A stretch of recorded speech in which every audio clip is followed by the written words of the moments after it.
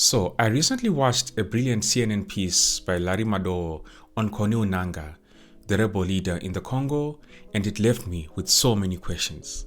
I started thinking to myself, how did this former election chief, once clean-shaven and sharply dressed, go from overseeing Congo's disputed 2018 election to leading a full-blown insurgency against Congo's President Félix Tshisekedi?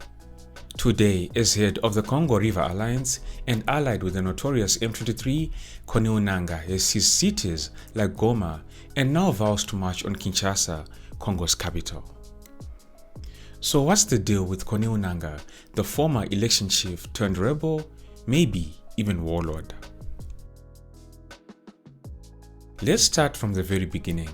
Corneille Nangaa was born on 9 July 1970 in what is now Haut-Yule province in northern eastern DRC. Far from the battlefield he would later be associated with, his early path was academic.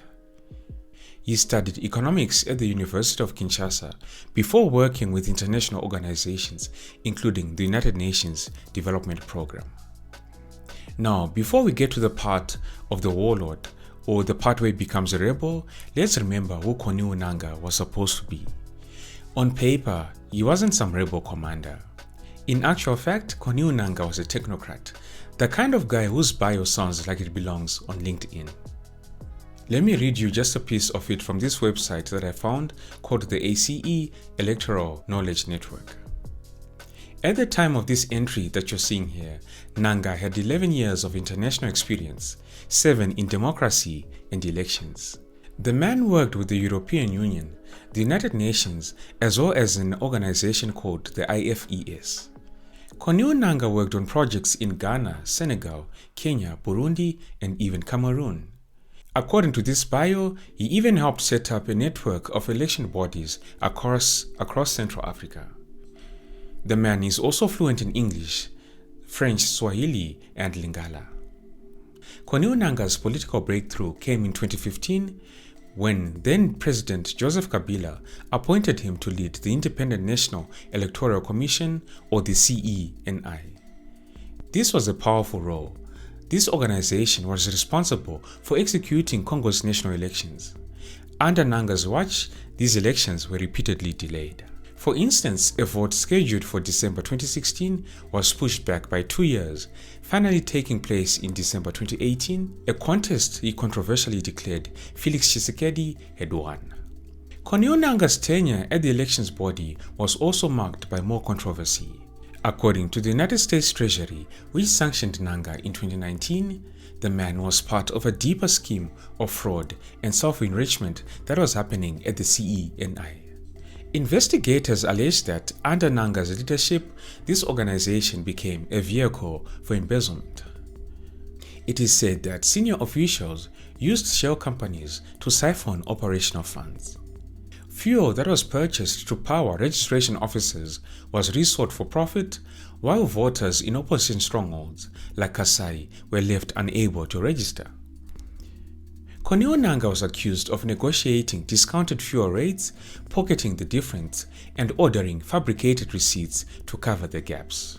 Unfortunately, the corruption didn't stop there. The United States Treasury alleged that Nangaa and his colleagues inflated the cost of electronic voting machines by as much as $100 million, with the surplus earmarked for bribes, personal enrichment, and to bankroll Kabila's preferred successor. Even Congo's courts were not beyond reach. Nangaa was accused of delivering bribes to Constitutional Court justices to uphold the CENI's decision to delay the elections. Initially aligned with the ruling elite, Corneille Nangaa eventually broke ranks with President Félix Tshisekedi. For years after leaving the Electoral Commission, Nangaa slipped into the shadows. But trust me, he wasn't idle. Behind the scenes, he was cultivating allies, ranging across businessmen, exiled politicians, and even armed groups. Ahead of Congo's 2023 elections, Corneille Nangaa began publicly disputing the very 2018 result he himself had overseen. Nangaa claimed it was the product of a secret deal between Félix Tshisekedi and Joseph Kabila. President Tshisekedi, of course, flatly denied it. Now, again in 2023, Nangaa took an even bolder step. In December of that year, he signed an agreement in Nairobi, Kenya, that announced the creation of the Congo River Alliance, a coalition that brought together 17 political parties, several opposition groups, and armed militias. Among its most powerful components was the March 23 movement, or M23, an insurgent force that has been accused by the United Nations and the international community at large of receiving Rwandan backing. But M23 leaders continue to insist that they are purely Congolese and are not backed by any third parties, including Rwanda. Anyways, in an attempt to justify his move, Corneille Nangaa invoked Article 64 of the Congolese Constitution, which obliges citizens to resist any regime that seizes or abuses power. The man launched scathing attacks on President Tshisekedi, accusing him of corruption, tribalism, violating the constitution, and even subcontracting national security. Now, as you can imagine, this move infuriated Kinshasa. The Congolese government condemned it as unpatriotic, summoned the Kenyan ambassador for explanation, and demanded the arrest of Corneille Nangaa and his allies. Nairobi distanced itself from the event, though President William Ruto insisted Kenya would not jail political figures for their opinions. Suffice to say, this episode strained relations between the two countries. Meanwhile, the then M23 spokesperson Lawrence Kanyuka defended this partnership, praising Corneille Nangaa's stature and arguing that it would finally end the suffering of the Congolese people. All of this meant that from that very moment, Corneille Nangaa was no longer just a former election chief, he had become the political face of a rebellion.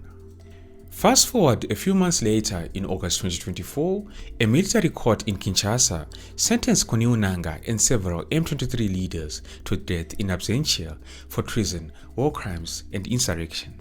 The United States and the European Union also piled on with sanctions, accusing Corneille Nangaa and his Congo River Alliance of fueling instability and seeking to overthrow the Congolese government. The sanctions went further, holding him personally responsible for sustaining the armed conflict. As founder and political coordinator of the CRA, Nangaa was accused of inciting violence, allying with M23, and providing political cover to a movement that continues to destabilize Eastern Congo. By early 2025, Corneille Nangaa and his allies in M23 had seized Goma, the capital of North Kivu, and were pressing further south toward Bukavu. From Goma, Corneille Nangaa addressed the press, repeating his claim that President Félix Tshisekedi never legitimately won power. Corneille Nangaa even said this, and I quote, "If I created the monster, I think it is up to me to defeat it." His message was clear. He and his group wouldn't stop until they controlled Kinshasa, Congo's capital. In March 2025, the Congolese government retaliated by placing a bounty of $5 million on the head of Corneille Nangaa alongside M23 commanders Sultani Makenga and Bertrand Bisimwa. But despite all of this, Corneille Nangaa's role has expanded beyond that of a fugitive.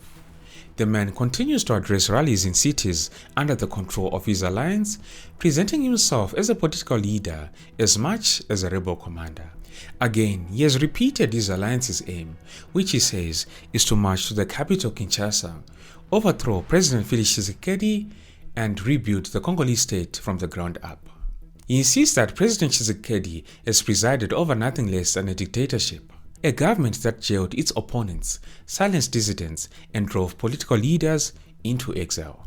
According to Corneille Nangaa, the Congo has become a failed country, a jungle where there's no state. Corneille Nangaa says the Congo is a place where justice, the army, and even the police have collapsed under corruption and misrule. In addition to all of this, he has cited another reason for taking up arms against the Congolese government, which he says is because of widespread discrimination. Like M23, he says, he's fighting for marginalized communities who he says have been marginalized because of their ethnicity or language and in turn have been denied recognition as being Congolese. Additionally, Corneille Nangaa has repeatedly dismissed international perceptions that he and other rebel groups, particularly M23, are Rwandan proxies.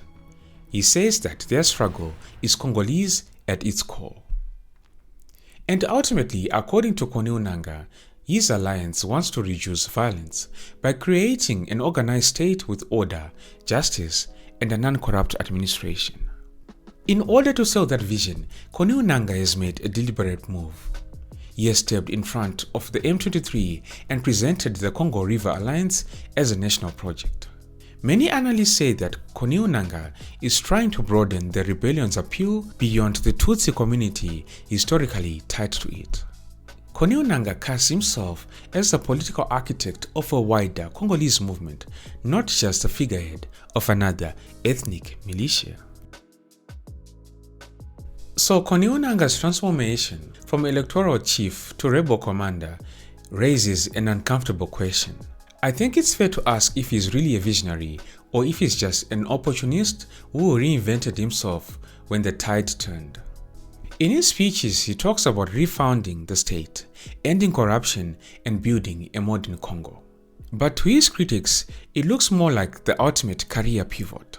Here we have a fallen election boss who, instead of fading quietly, found a new role by dressing up an old insurgency, in this case M23, in the clothes of national salvation. So what do you guys think?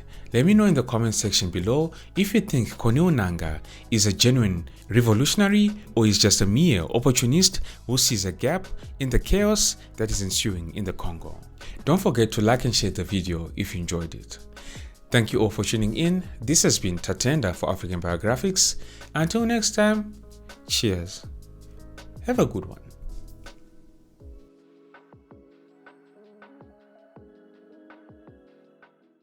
We have postponed election for 7 days.